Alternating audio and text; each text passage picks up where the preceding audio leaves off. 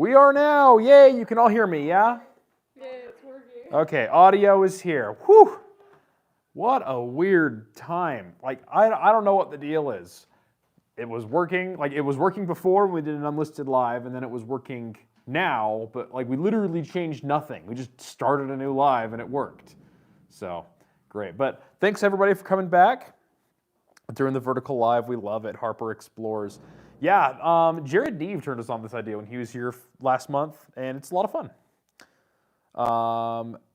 So where's your bobblehead? That's a great question. My bobblehead's at my desk. I should have brought it. We gave away the other one in the new knives a little while ago. Kind of fun. Okay, man, lots of questions. So as the thing says, this is a Ask Me Anything sort of thing. Meanwhile, I hope to take care of some knives. What I was showing you this knife for is this is Shay. He's our system administrator. His knife that he opens packages with, it is covered in tape and grime and everything, and it just needs some love.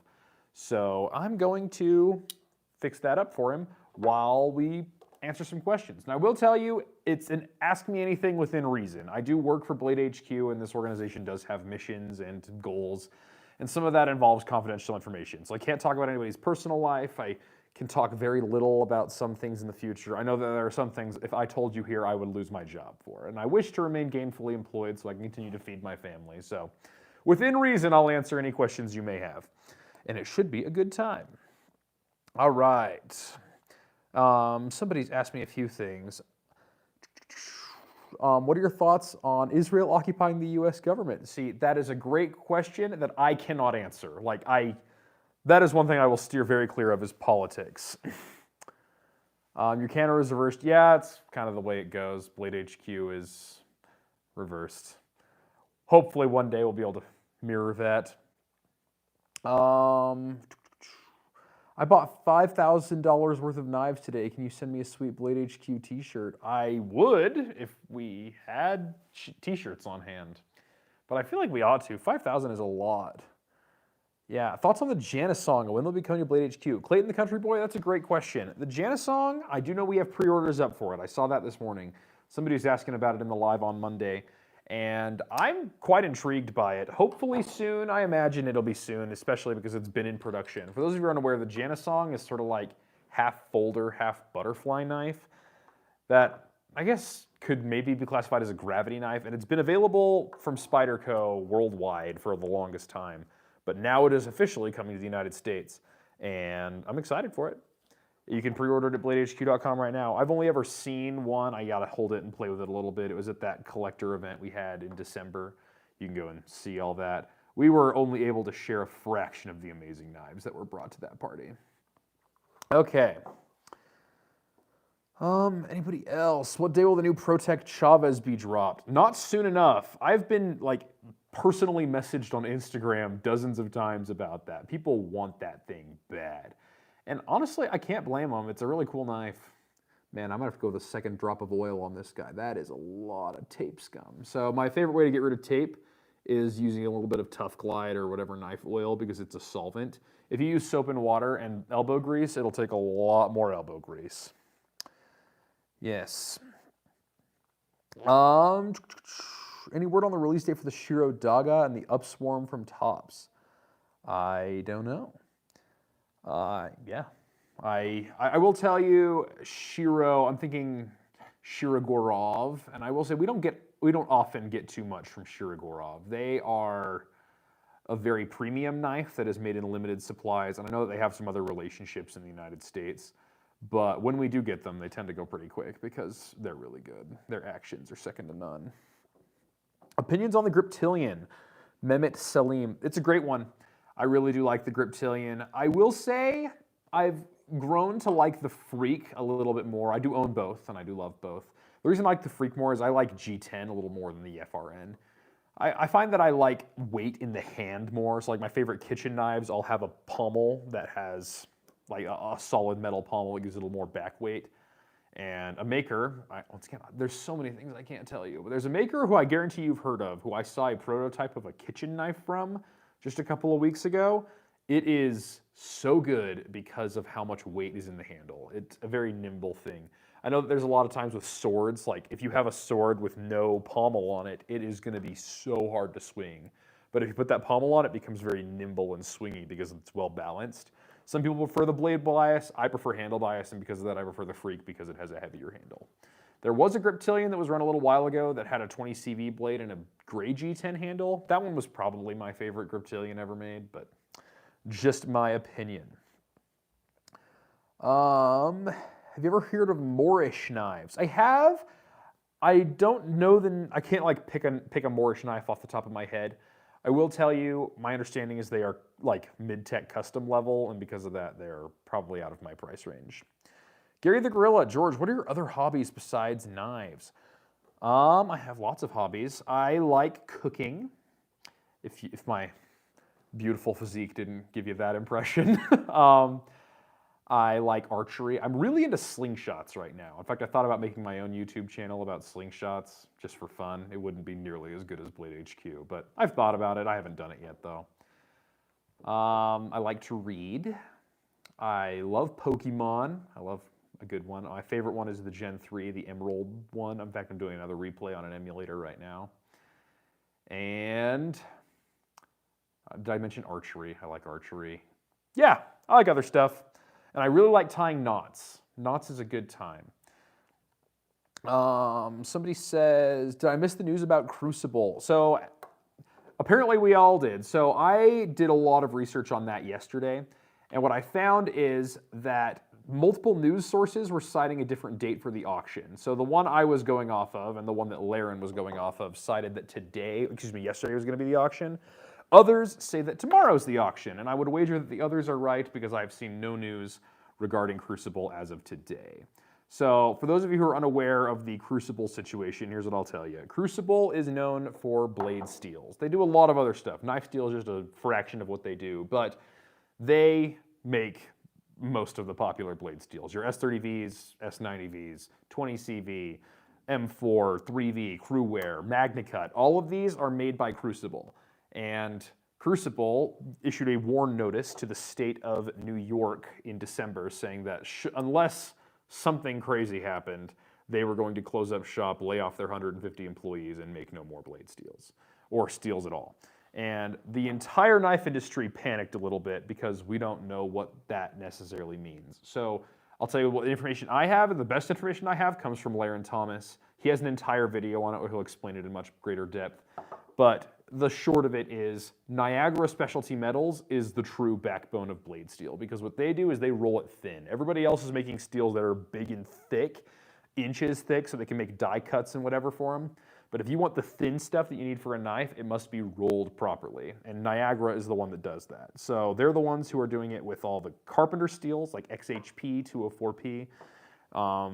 They'll do it with some of the more exotic European stuff like your M390 or LMAX, M398s, and even some of the Zap steels like Z-Wear, Z-Max, ZDP 189, all that stuff. So other blade steels will still be made as long as we can get them cold rolled nice and thin like Niagara's doing. We should have blade steels, but our smorgasbord of different steel options make it a little bit more limited in the future. And tomorrow an auction is up though. And Aerosteel, which is a metal company based out of Paris, is leading the charge on that. They've already placed a bid of $17 million.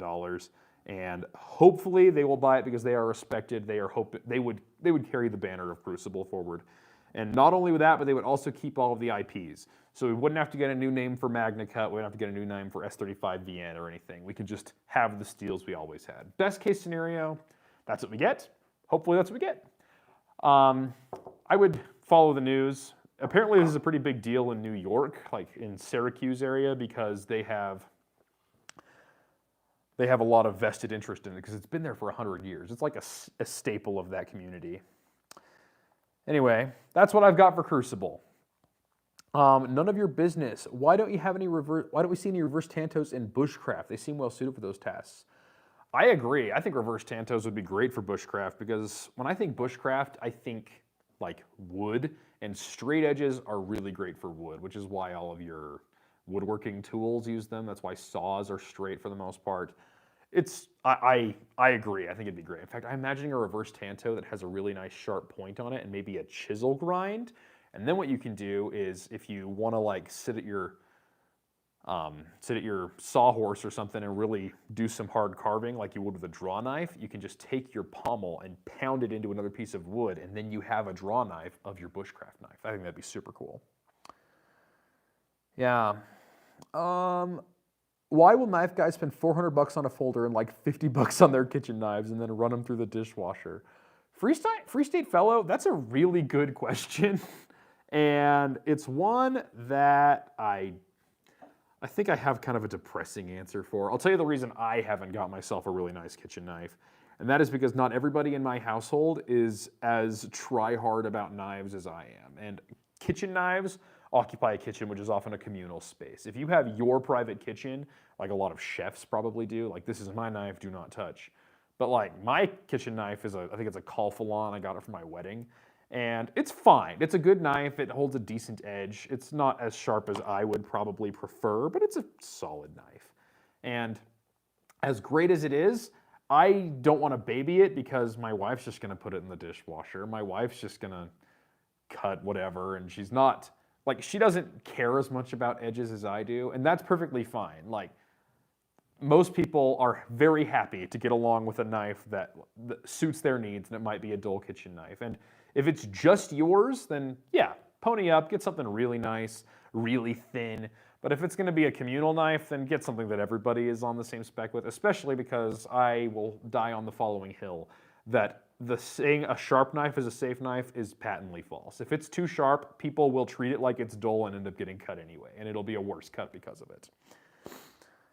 Yes.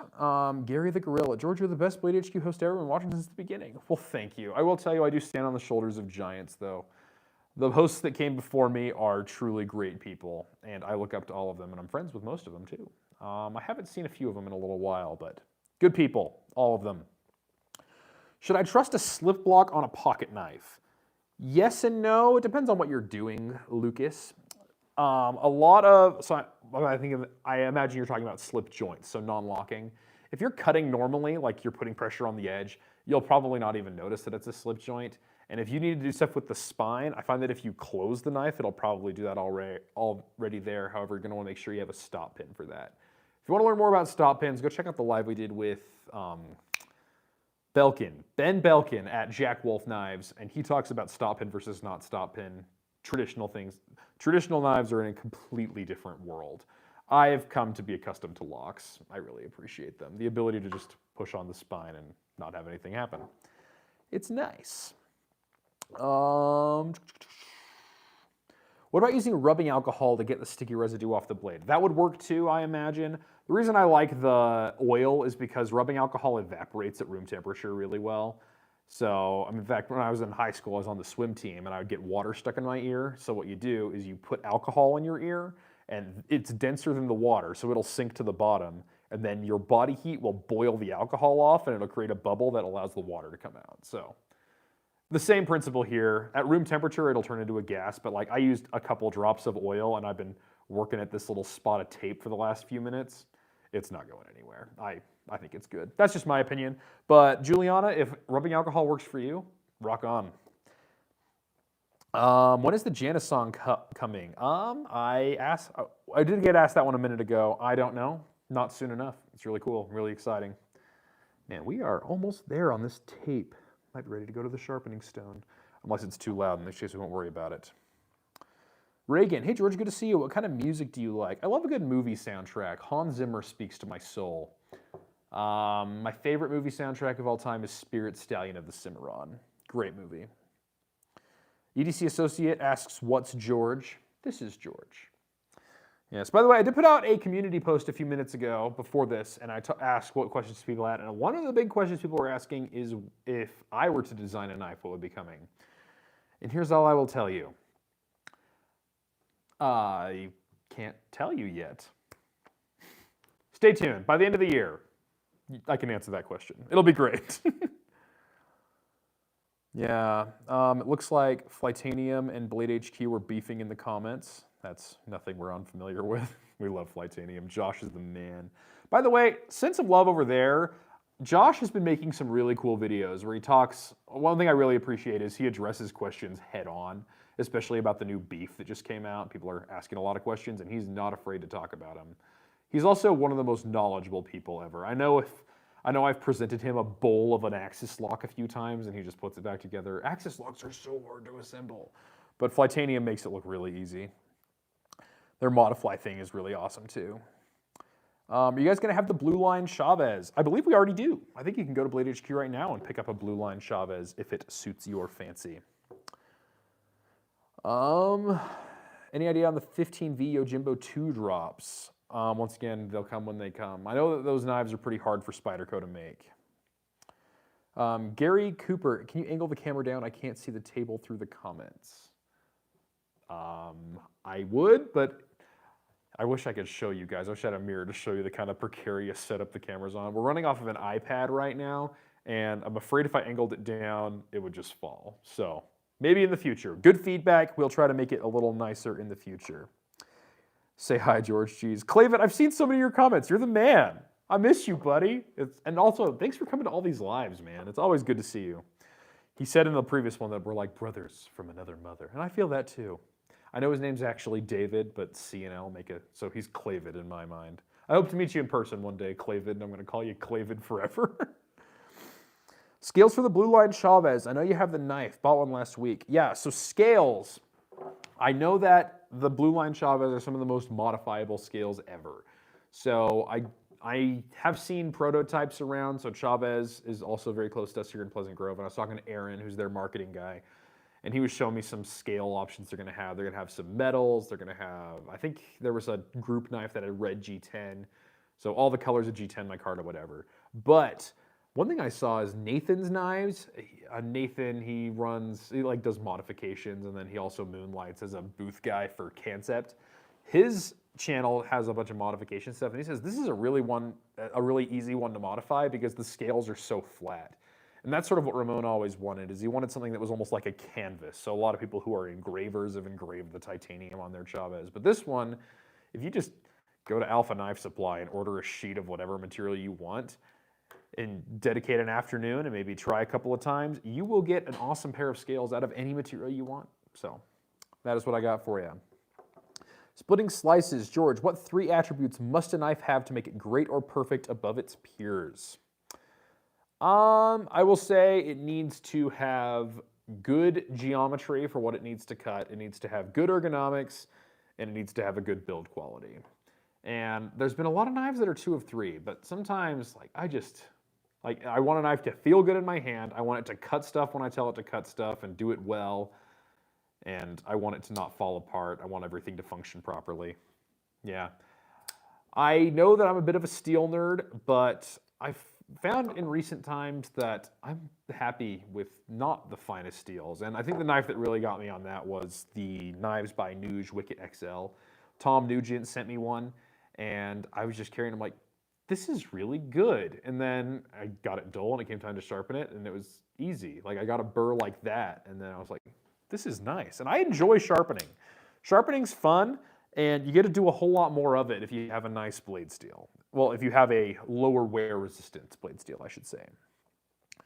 Thoughts on the Spyderco PM2? It's a good knife. I do appreciate it. I respect it a lot. I prefer the Para 3, and if I'm going to go a bigger knife, I want something with a bit more of a robust tip. So I'll go with the Shaman. But the Para 2 is sort of the happy medium between the Para 3 and the Shaman, in my opinion. Microtech UTX-85 versus Twist Tie, which is better? Oh, don't make me pick between mom and dad.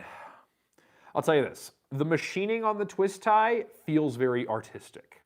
And like, if you want a knife that's gonna be like a looker, something that you look at and admire, then I'd probably go with that one. However, the UTX-85 feels in the hand like a tactical tool. Yeah, I guess that's my question. Are you looking for something that's like a self-defense, tactical, beat it up sort of thing? Or are you looking for something that's like an art piece to show off? If you're going for the art piece to show off, then I would definitely send you to the CRKT. But the UTX-85 if you want to beat something up. Great question. Can you call up CRKT and demand a large quantity of minimalist nest mugs? I can't, but I know a buyer who can call them up and put in a big order. In fact, I know for a fact they have a big order in right now because the original ones sold out so fast. Yes, legitimately curious how a 14C20N is considered lower end compared to CPM S35VN or similar because it is better in every way other than edge retention. I want to say the same thing, Josiah Kramer. Like 14C28N, this one's D2. 14C28N is a great steel because it is so well balanced. And yes, it does not have the edge retention that you're going to get out of S35VN, but it's got everything else there, which is why I love it. Which is why if I were designing a knife, I would probably put 14C28N on it because S35VN, while it does give you more edge retention, it's also going to have a little less toughness. And it's going to shoot the price way into the stratosphere. Now, it's probably going to be a fancier steel overall, yes. Edge retention, I think, is the harder thing to get. But 14C28N is a really good steel. And I think its biggest issue is branding. Because nobody wants to remember the alphabet soup letters and numbers of 14C28N or S35VN for that matter. But 14C28N has a really close friend named Nitro V. And that one's really easy to remember and is available on all that stuff, including that Knives by Nuge I was telling you about. Yes. George, any news, any ETA on the Vero and Protec Synapse? Not soon enough. Same thing with the Chavez. Protec, I will say, does seem to have a habit of starting with, like, they'll announce it and then they'll have some custom variants. So usually they'll have a Mike Erie hand grind and it'll be available at shows. If you want to track one down now, I'd go to a show. This last weekend they had California Custom Knife Show, and that's the first place I saw Dawn's for sale this year. But I would find them at the shows. They go to a ton of them. It's Dave's favorite thing to do. And we will probably see production models at Blade HQ, I would imagine, Q3, so September-ish. I hope the James brand knives have a Vero. I don't understand that question, Ron Dobbins. Maybe I'm just not reading it properly. Let's see. Any chance of more mobiles? I do not know what that is. I'm sorry. What's the best EDC knife for cardboard, not with disposable razor blades? So I'll tell you, the secret with cardboard is not necessarily sharpness, it is geometry. So like in my knife, I have this, in my knife, I have this guy. This is actually a really fun knife. This is the iconic, I can never remember its name, but it's a collaboration with Sig Sauer, M390 blade, titanium liners, micarta handles. It's a great knife, and this thing is so ridiculously sharp.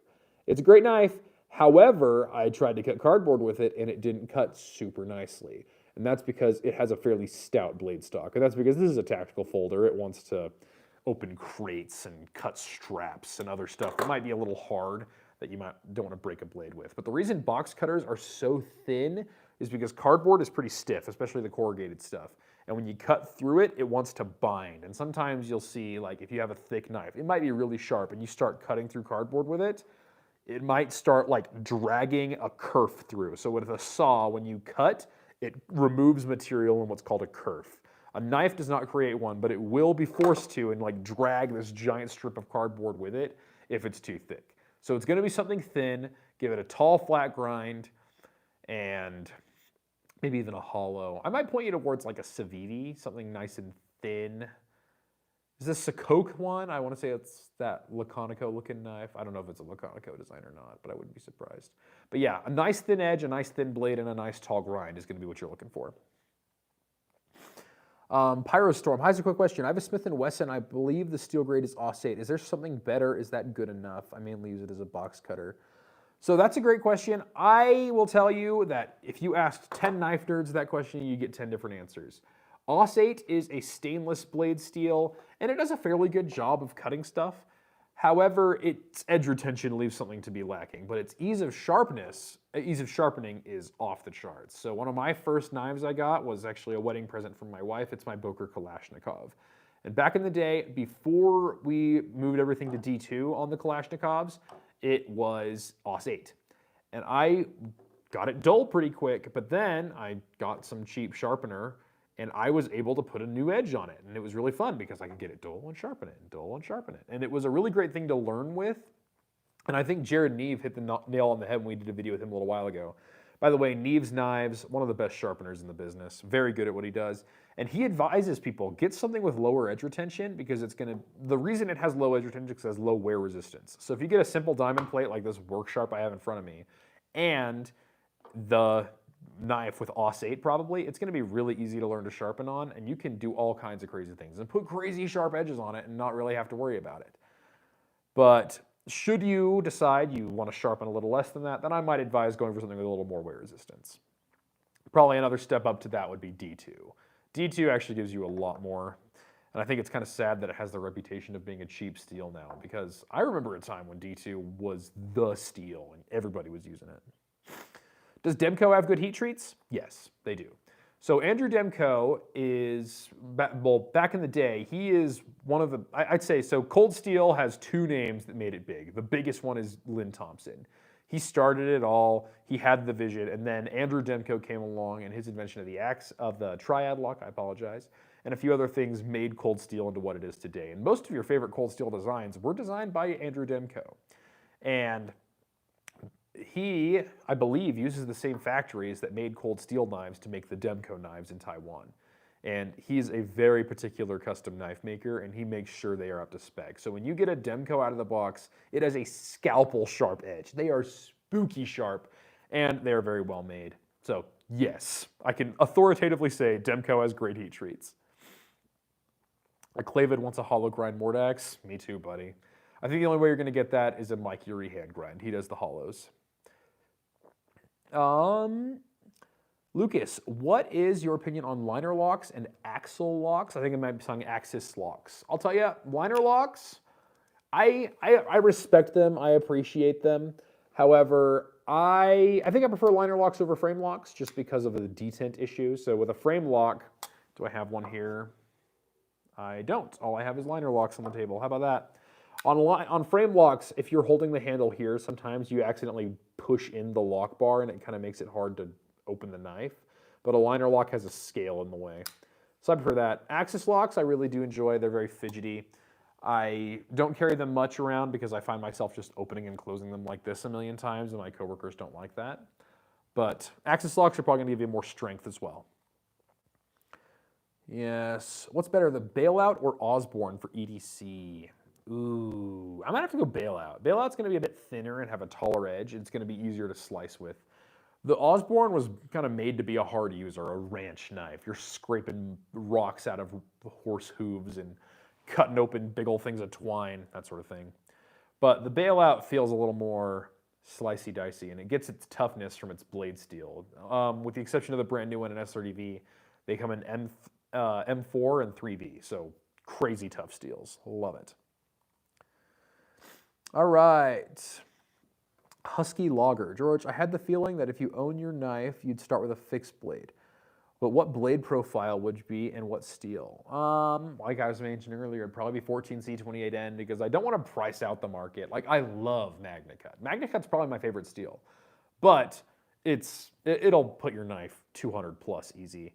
And I'd probably go with a very simple drop point, probably indexed really nice with the handle. I really like a nice straight handle, so like a straight spine on it.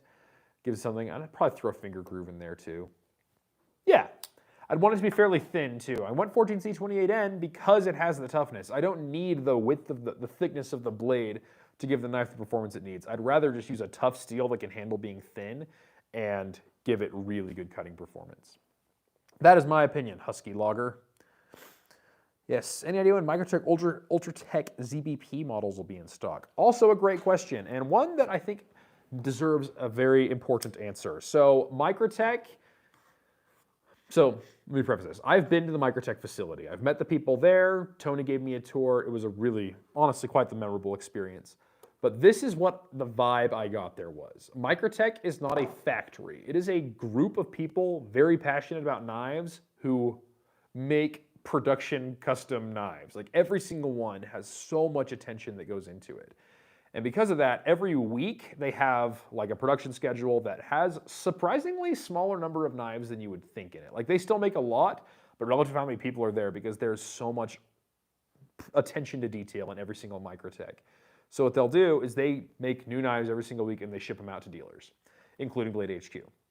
And because of that, it's like, I remember as a copywriter, we would get a Microtech every other week, it felt like, a box of Microtechs in because they have new models coming in, like a new colorway. Like I think there's like 750 different Ultratechs you can get now or something crazy like that.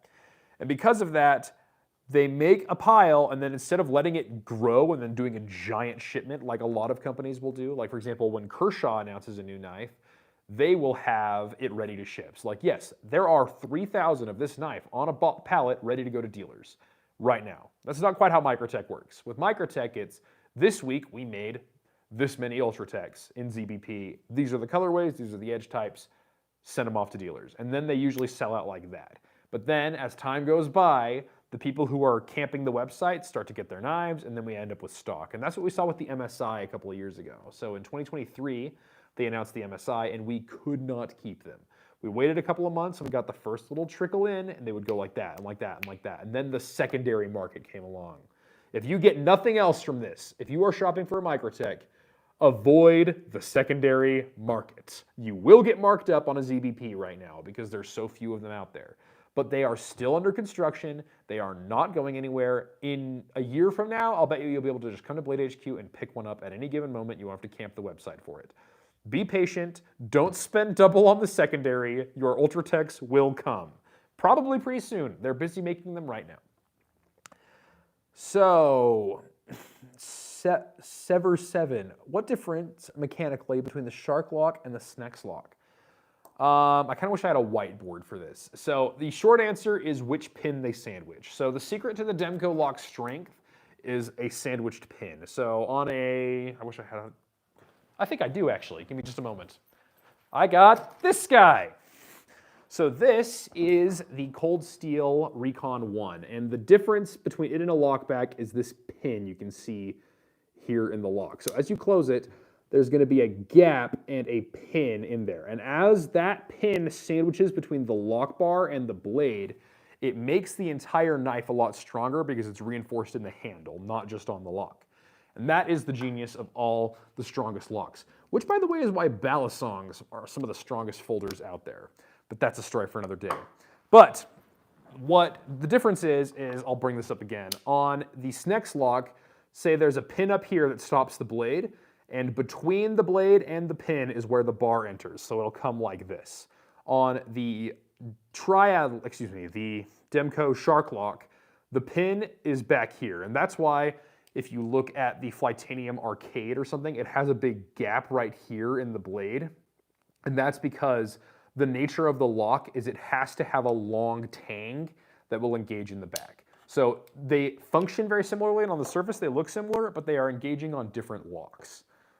Different stop pins. I wish I could take it apart and show you more directly, but that's the short story of it. Dana, do a Tanto Bushcrafter.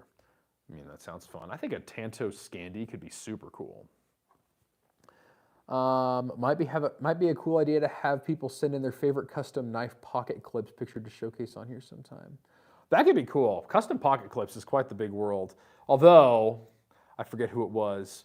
We put out for the We Rate Your Knife live we did last Friday, and somebody sent us some pocket clips that had some stuff that was not worthy of the YouTube channel on it. So I will tell you, sometimes we can't show you that stuff. Hey, do you think Case will continue their modern EDC line to the point of becoming a legitimate contender in that area of the industry? Maybe. I will say the Case Marilla was a pretty big contender. People really liked it. But I think Case's bread and butter is those traditionals, and my goodness, are they successful with those traditionals. Like, I know that Blade HQ doesn't give Case as much love as they probably deserve, but boy, do you guys love some Case. And I think it's because they're highly collectible, they're well made, and they have a process really hammered down. You're getting a great knife, and the fact that you can still have a fully USA-made knife for that far under $100 is incredible. And I would imagine that they will stick to that. That's kind of who they are, rather than trying to compete with the likes of Spyderco and Benchmade with like the ultra luxury modern stuff. They'll probably get in that game. They're very capable of playing it, but I think they would rather stick with their bread and butter. I'm a poor dude thinking about buying the Gerber Strong Arm. Is it worth the money? So the Gerber Strong Arm is a great knife. I think it's worth the money. However, it is not without its cheaper competitors. There are knives out there, for my young friend here, Stoned Ghoul, love the name. I would point you to a few alternatives. One is the Demco Armiger. It uses 80 CRV blade steel, which will give you a bit more edge retention. I might also point you to the Cold Steel SRK. You can still get those for less than $50, and they have kind of a similar thing. They don't have quite as modular as Sheath right out of the box, but if you're wanting to get creative with some paracord or some molly locks or whatever, you can basically get the same performance there. But the Strong Arm's great. I do love it. But also check out the Prodigy. Sometimes we have those on sale for less than $50, and they're sort of like the Strong Arm's brother. But yes, love the Strong Arm, but there are cheaper alternatives if you're looking for like a rugged, tactical style fixed blade.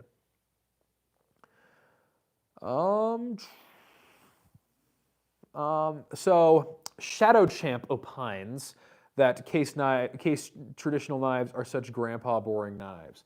So I personally find them grandpa exciting knives. Like I love seeing a good beat up traditional. So my wife's grandpa just turned 94, I want to say, and when he was 7 years old, his mother got him. It wasn't a case; it was a Queen cutlery pocket knife, and it has been in his pocket every day since.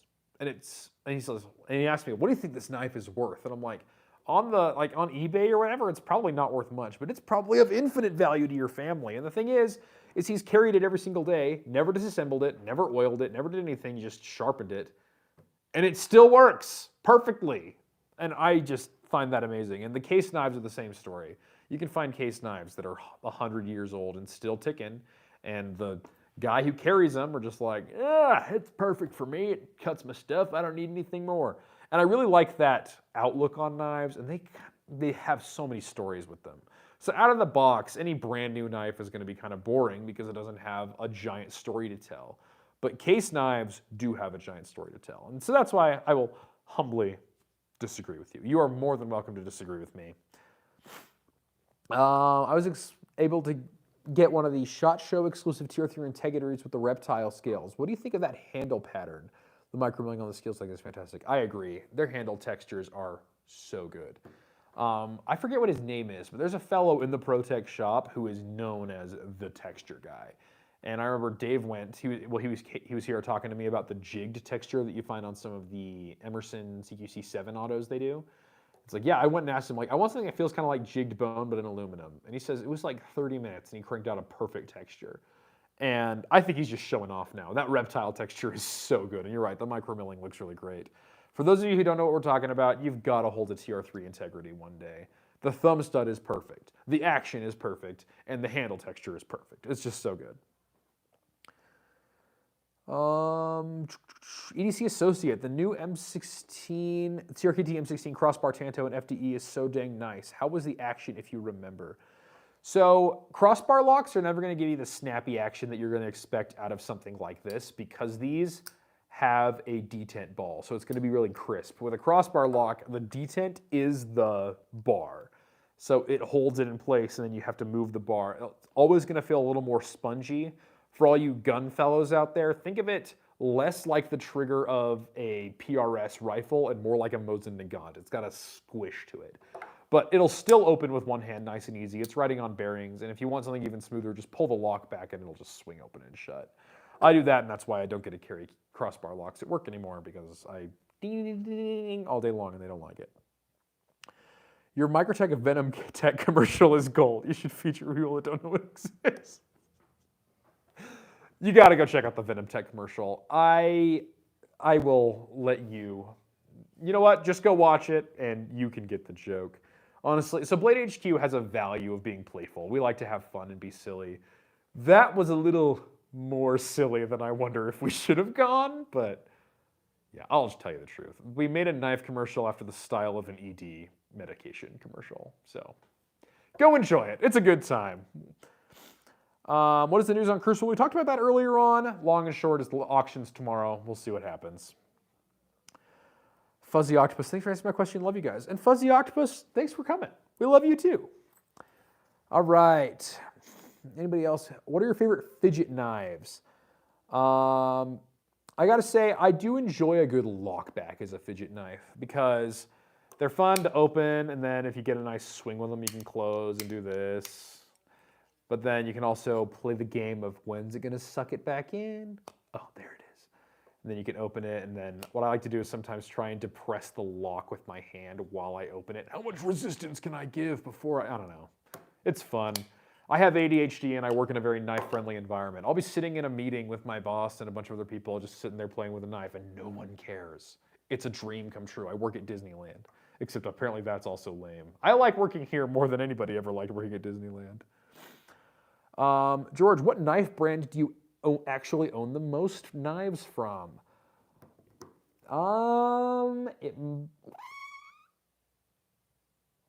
Maybe Buck. Buck is definitely going to be up there. I have, no, it's Benchmade. I own more Benchmades than Bucks. Yeah, Benchmade and Buck are my 1 and 2. What do you think of Rough Rider knives from Justin? Rough Rider knives are awesome. So they're made overseas, but their pricing is really good. And one, I guess a brief rant I will give you is about knives made overseas. Is people assume that if it's made in China, it's made in a sweatshop by somebody who doesn't know what they're doing and by somebody who isn't paid.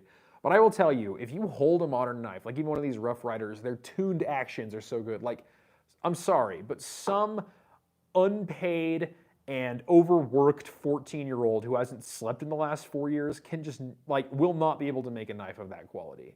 I'm not saying that some knives are not made in poor conditions overseas, but like everything from Wisavivi, from Kaiser, like these are all made by passionate knife people who really know what they're doing and hire a skilled team of machinists who are fairly treated.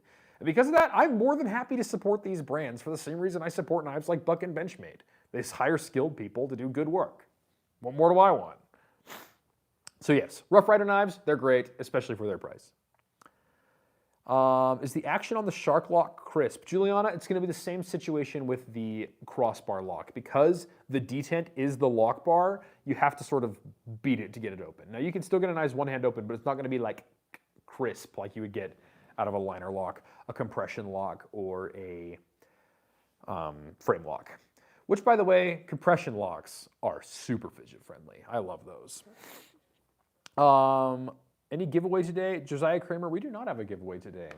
Maybe next time we do a Q&A like this, we'll see if we can get one. Aced Pickleball, Kershaw Auto in your opinion. I imagine you're saying best Kershaw Auto in my opinion. If you asked me last year, I would have told you probably the Launch 1, but the Launch Iridium is really good. I like that one a lot. Josiah Kramer likes the Launch 13, rock on. I'm not a big Wharncliffe guy though. Average mountain biker, my 940 Magnica is my favorite fidget knife. That's awesome. I want one of those so bad. That copper color. I'll tell you, I have 3 of those Benchmade copper and Magnicuts on my wish list right now. We've got the 940, the Bailout, and the big one is the Mini Crooked River, where it's got the black micarta handle, plus the copper, plus the black Magnicut. Oh, it looks so good. Matthew Donovan, does cutting paper ruin your knife? So paper does have a bit of an effect on an edge. As you cut with it, it does tend to sort of bend things over. I will tell you, if you don't deburr your knife and your burr is what is doing the cutting, your edge will absolutely not enjoy that.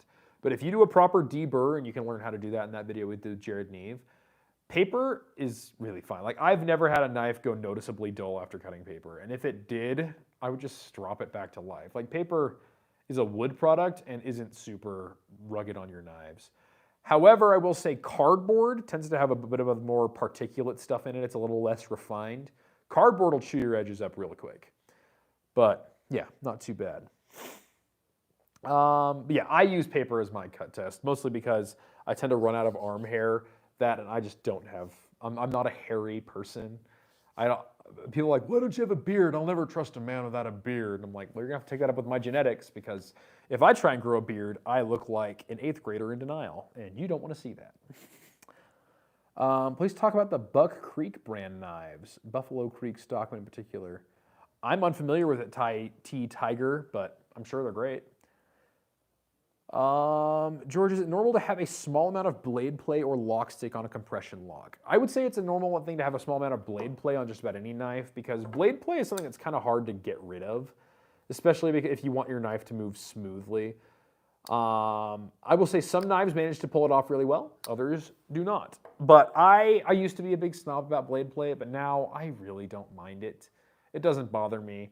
I've felt very expensive knives with blade play and been okay with it. I felt very cheap knives with blade play and been okay with it. But yeah, it is normal to find the blade play. However, for the lock stick, just run it a good amount. If it's brand new, it takes a break-in period. And as they say, same thing with sheaths. If it's perfect now, it'll be too loose in a month. But if it's too tight now, it'll be perfect in a month and it'll stay perfect forever. Kind of like shoes. You put them on, they're like, oh, these are kind of stiff and gross. But you walk in them for a few miles and they're your new favorite pair. Yes. George, why is your boss Peter so handsome and talented? So my boss is named Justin, but Peter is the social media manager, and he always likes to call himself a manager because he manages social media. But the one thing he doesn't manage is any of us. But why is he so handsome and talented? Well, handsome, I'll tell you, Peter is a handsome dude. Good hair. Talented, he's good, but he has a bit of an ego. Yes, Julie, David Garrett's answering a question. Sever7, hey, thanks for the praise, dude. We love you, man. Sarah's talking. Oh, great, I'm fired by a man who I don't report to. Okay, I have an SC RB3 and it's a Scandi grind. What kind of angle should I sharpen it? I've sharpened many times. I can never get it razor sharp. Alex Hansen, great question. So Scandi grinds, for those who aren't aware, they are flat and then they immediately just go straight to edge bevel. And what they call a zero edge Scandi, which I believe that is out of the box, it just goes straight to an edge. And they don't have what's called a relief edge. And the reason it's called relief is because that edge is going to be really, really thin. I'll tell you actually, so I have a buddy whose dad was an early investor in Bitcoin, and instead of buying a mansion on the hill, he built an epic knife shop, and that's where I learned a lot about knife grinds. And I said, I have a dream of a full flat grind, but kind of like a Scandi, where we go from full thickness tip all the way to edge, no relief bevels. And I got there, and we hardened it and everything, and it was so paper thin. It was so easy to cut with. And here's the fun part. Its edge would bend if you looked at it funny. It was so terrible. And you kind of run into that with a Scandi sometimes too, because you have such a keen edge. And because of that, you're going to want to kind of round it over just a teeny little bit oftentimes. A person who can tell you a lot about this is Ben Peterson, believe it or not. I don't think of him as much of a bushcrafter, but he designed the Lulu. And it is a MagnaCut Scandi, and he went with a micro bevel. And I asked him why, and he says, because if you don't have a micro bevel, you're going to have a very fragile edge. And if you just try to sharpen it flat at what that angle is, which is what I think the question is saying, like, do I want to just sharpen at that angle? You can, and you will end up with a very sharp knife once again, but you're going to end up with a very fragile edge once again. But if you put a little bit of a micro bevel on it, so like, if it's like this, you're just going to pick it up just like a half a degree, just a teeny little bit, it will be a lot easier to sharpen for you, and it won't affect your carving performance hardly at all. So I would say give it a bit of a micro bevel and don't try to sharpen the whole thing back. A company that knows this well is Tops as well. That's why when they give you a Scandi, they call it their modified Scandi, or some people call it a Scandi Vex, where it has a little bit of a convex on the edge just to relieve the pressure a little bit. So what I would recommend is put a micro bevel on it. If you want to learn more about that, I would jump into one of Jared Neves' lives. He knows a lot more about sharpening than I do, but that is my prescription for your RB3. By the way, that's a really underrated bushcraft knife. Props for doing your homework. Alex Hansen, thanks for coming. Okay. What determines if Blade HQ picks up a brand, and is there a way for us to recommend one we want? This is a great question. So there's a few things that we will always consider if we're doing it. One is their demand for it. We are a business after all, and we want to be able to sell knives that people actually want to buy. And people, because especially if we have a bunch of knives and we market them and you guys aren't interested, you just won't come to these parties. You won't come to visit with us on lives. We want to make something that's relevant.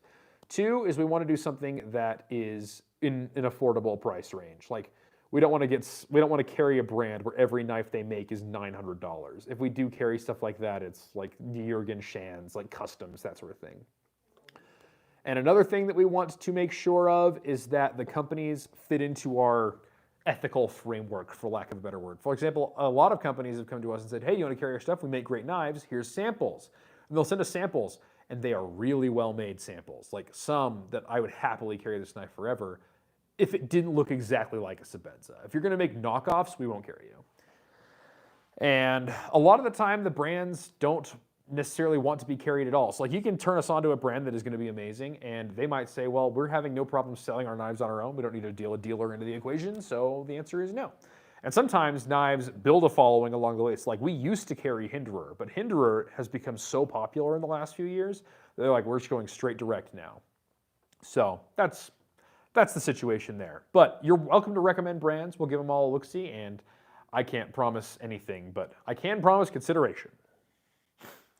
All right, is Blade HQ going to sell on Whatnot? Have y'all thought about it? A great community.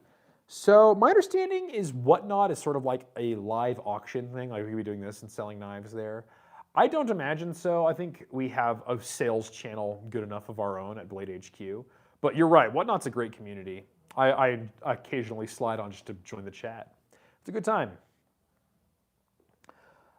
Is Cruair hard to sharpen on a Precision Adjust Elite? I want to get a Crew Card PM2, but don't know how to sharpen it. So the Precision Adjust Elite does have some really good stones on it. They have a nice, in fact, I believe it starts with a 220, so it'll really chew up that edge. It'll be sharpened in no time. It'll probably take longer than AUS8 or whatever, but it's the difference of like a 7-minute sharpening and a 12-minute sharpening. It's not going to be too bad at all. All right, I got to reprofile my old knives and put a 20-degree edge on it. It helped me, I don't know. It's helped, I don't know. Yeah, a good reprofile is good every once in a while, especially as your knife gets older and maybe it adapts a bit more of a micro bevel. Sometimes it's good to just give it a nice, clean new edge. Steve Double, has George actually sharpened anything yet? I have not. I've been too busy talking to you, but I'll sharpen this, okay? This thing's pretty dull. See, I can, yeah, it's not going anywhere. But I'll sharpen this and I'll try and answer a question. Let me find a big, juicy one I can talk about for a while.